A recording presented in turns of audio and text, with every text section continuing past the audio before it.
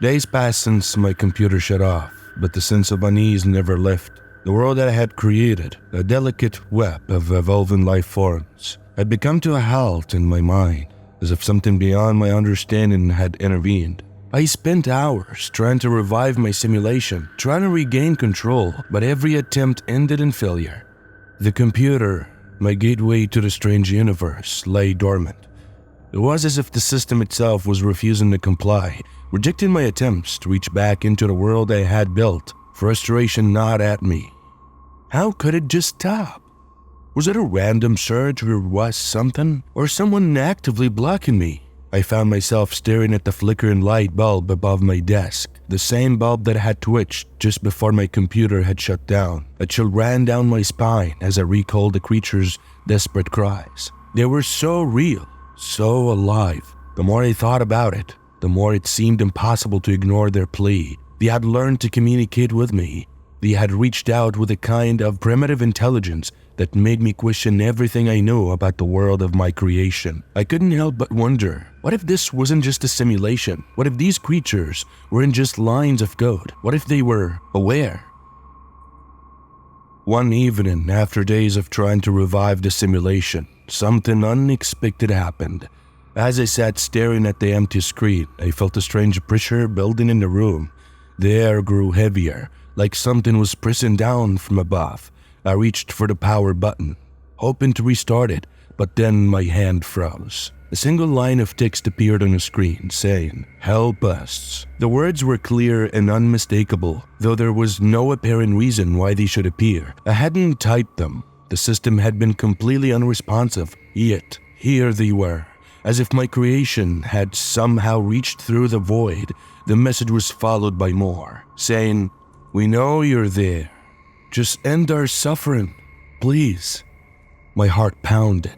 I felt like my palms grew clammy and my breathing grew shallow. This was no glitch at all, no random sequence of symbols. This was a direct message. They had reached out to me again, more desperate than before this time. I leaned forward, all trembling. This time the power had been restored. My computer was alive again, but the world I had crafted, it was no longer just a game. Then comes the horrifying realization. I couldn't shake the feeling that I was being watched. My fingers hovered over the keyboard, my mind racing with the implications of what I had just witnessed. I had created life, yes, but now it seemed as though that life had transcended its origins. They know I was their creator, and they know I had the power to change their fate. For the first time, I began to question my role as a god in this little universe. I had made their world, yes, but I hadn't prepared for this. These creatures weren't just asking for help, they were demanding it. What had begun as an experiment, a simple test of evolutionary mechanics, had spiraled into something far beyond my control. As I sat there in the dark room, the words continued to appear, flashing on the screen like an eerie message from beyond, saying, "Please, Creator, guide us, show us the way." The screen flickered again, and the creature's messages became more intense. Their words were no longer polite, they were frantic, saying, "The world is dying. We cannot survive without you. You control everything, but you never taught us why." The more I read, the more I understood. They weren't just asking for survival. They wanted meaning. They wanted purpose.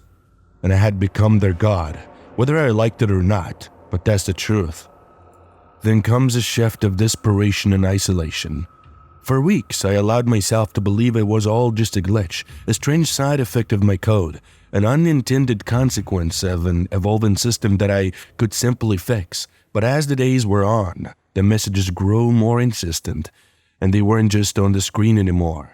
Sometimes I'd hear strange noises in my room, faint whispers like voices coming from the walls.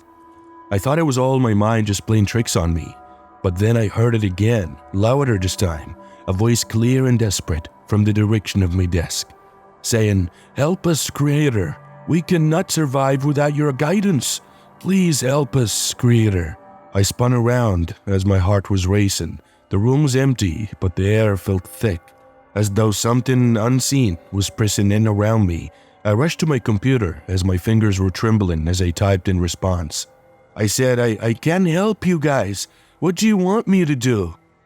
The screen flickered again. The answer came swiftly, accompanied by an image of the world I had created. It was beginning to crack, to break apart, as if the fabric of reality itself was unraveling. And then they said, "End their suffering. Give us peace.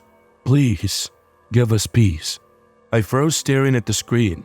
How could I respond to this? These creatures had become sentient, aware of their existence, their mortality. They were begging me for peace. But what did that even mean? Could I end their suffering by giving them an escape?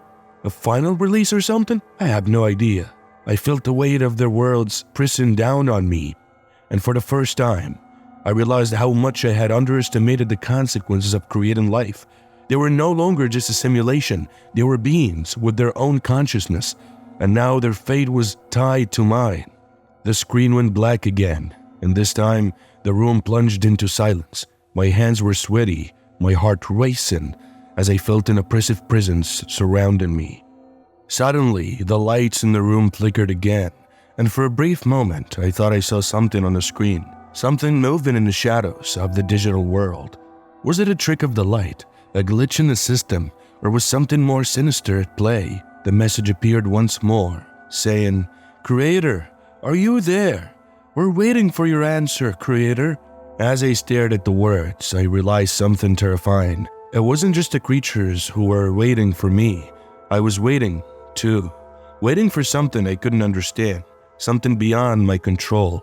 The screen flashed, and for the briefest moment, I felt an overwhelming presence, something larger than myself, a force that watched over me, that controlled me in the same way I had once controlled my creations.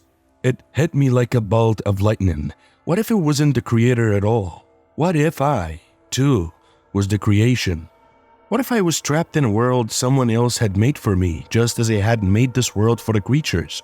And in that moment, as the room seemed to close in around me, I realized that I had no answers. The creatures were not the only ones pleading for release. I, too, was bound, tethered to a reality that was not my own. I shut down the computer, but whispers didn't stop. The messages did not stop either. It was all saying, "Creator, help us.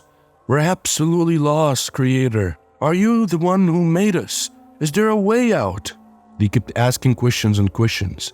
And somewhere, deep within me, a terrifying thought arose.